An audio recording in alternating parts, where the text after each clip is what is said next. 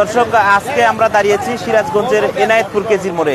একটি মেধাবী marine engineer তিনি কিন্তু অকালে ঝরে গেলেন সড়ক দুর্ঘটনার কবলে পড়ে।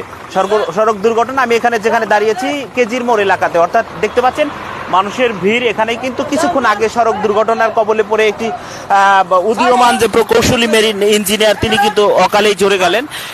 আমরা স্থানীয়দের সাথে কথা বলেছি, তারা যেমনটি বলছেন আজকে সকাল 9:30টার দিকে এখান থেকে এনায়েতপুর থেকে বেলকুচি যাবার পথে একটি এনায়েতপুর স্পার বাঁধের যে ট্রাক, সেই ট্রাকে কিন্তু মালবাহী যে ট্রাক ছিল সেই ট্রাক কিন্তু মুহূর্তের মধ্যেই সেই প্রকৌশলীকে সজোরে ধাক্কা দিলে এবং মাথা থেতলে গিয়ে কিন্তু দেখতে পাচ্ছেন এখানে ঘটনাস্থলে তিনি মৃত্যুবরণ করেন। এই ঘটনায় যারা ছিলেন আমরা একটু তাদের সাথে একজনের সাথে কথা বলবার জন্য চেষ্টা করেছি। ভাই, কি ঘটেছিল কিছুক্ষণ আগে?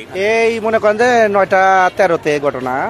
ওই ট্রাক মনে করেন যে বেলকুচি থেকে এনায়তপুর মেয়ে জাতিকালে, আর হলো মোটরসাইকেল হলো এনায়তপুর থেকে বেলকুচি মেয়ে জাতিকালে। এই বাউল